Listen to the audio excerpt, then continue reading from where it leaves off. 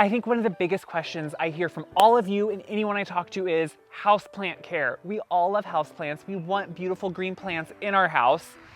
And you know what? Let's be honest. Your house environment is not the perfect growing for a houseplant.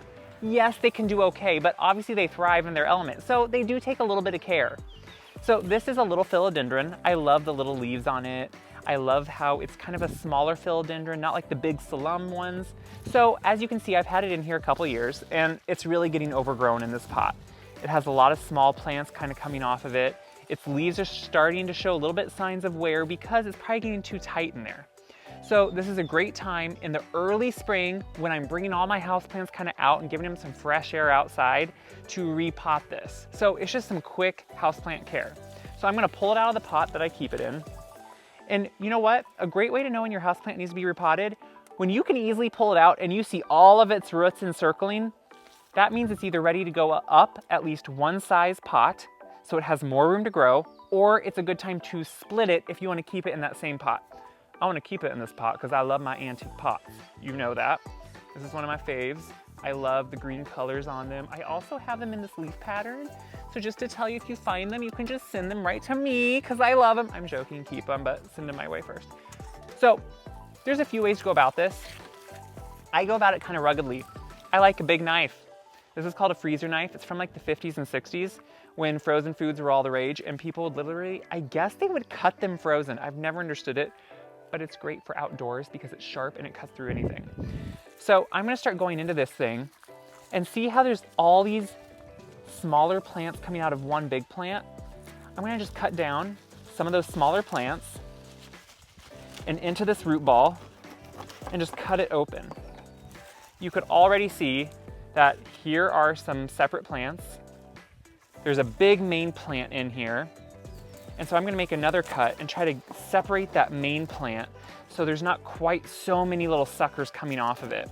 A few are okay, but now look, we are literally making at least 3 plants. Now, if I wanted to, I could take this even farther. I could cut this down the center. I could take these apart and have all those little babies.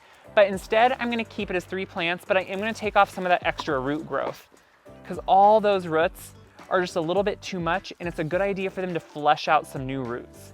So to repot this main one, I'm gonna set these other 2 aside. I'm gonna use the same pot because I love these pots.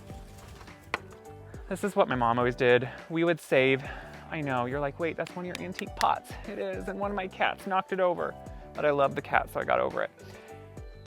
I always put a shard in the bottom of my pot, and if it's too big like this one is, I just break it and then still put it in the bottom. That way, we do it for a couple reasons. There's a drainage hole, and if you don't cover it, all this dirt just keeps pushing out the bottom, and then you have a mess, whether it's inside or outside. Someone actually just gave me a tip that they use a coffee filter sometimes and put that down there. Allows the water to drain through.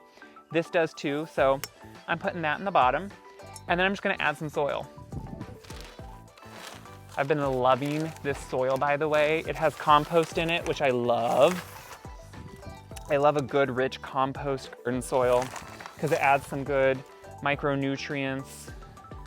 And then I also, since I'm planting a houseplant, I always add a little bit of Osmocote. It's just an all-purpose fertilizer that feeds for like 6 months at a time.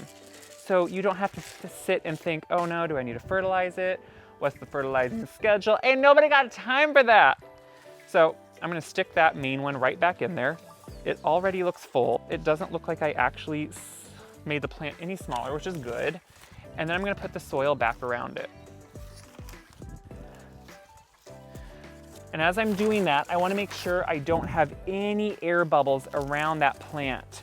Air bubbles and roots from a plant don't work together well because air bubbles create air around the roots, which then those roots would dry out. So you wanna make sure you don't push it too tight to compact it, but you get any of those air pockets out.